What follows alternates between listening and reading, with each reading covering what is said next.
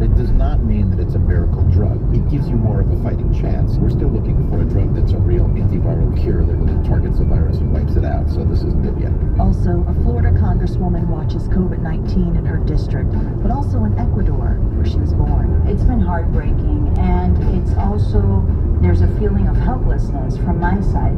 And some people are having a harder time than ever paying their rent. I'm a little nervous, and I just don't believe that right now I should be fearful of me and my 7-year-old being put out. Coming up, here and now. The news is first. Live from NPR News, I'm Lakshmi Singh. New York Governor Andrew Cuomo is out with a string of upbeat news on the fight against coronavirus in the epicenter of the U.S. outbreak today. Hospitalizations are down. Good news. Net change in total hospitalizations down. Good news. Net change in intubations down. Good news.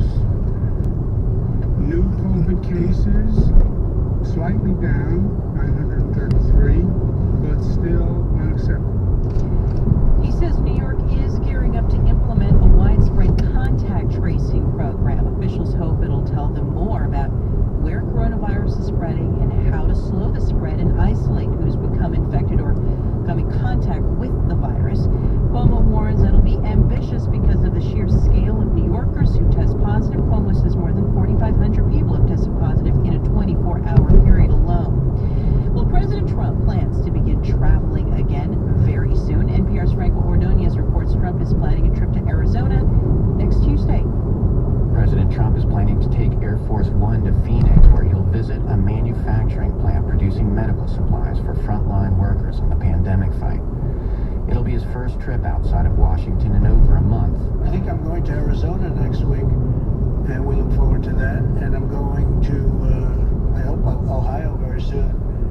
And we're going to start to move around. The White House says Trump will be visiting a Honeywell manufacturing plant, which is hiring more workers and expanding its production of N95 respiratory masks needed for the healthcare workers. Franco Ordonez, NPR News.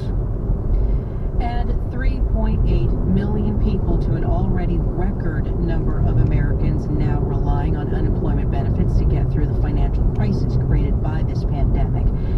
NPR's Scott Horsley has an update.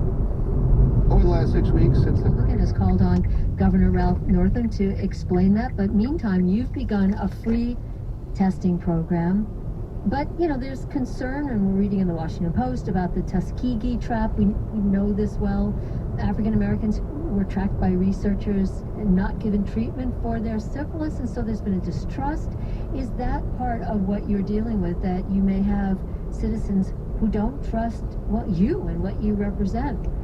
Yeah, absolutely. I mean, and it's not just Tuskegee, it's decades and centuries of that kind of exploitation and dehumanization of African Americans in this country. And so this has been a long part of the Black community story with both healthcare and with government. And so as we have really attempted to increase testing opportunities in minority, low-income communities, in part that's been met with gratitude, but in part that's been met with resistance. You know, we very early on saw social media posts going around saying, hey, don't come into our community, telling their residents, don't get tested, the health department is going to do experiments on you, they're going to give you COVID-19, we don't need to be anybody's guinea pigs. So, you know, those sentiments are things that we understand. We understand the social and cultural context around Black communities, and so we expected that to some degree, and thankfully in Richmond we've had a long relationship with public housing residents.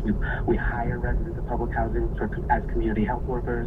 We have on-the-ground clinics in all of 8 of our large low-income communities in the city.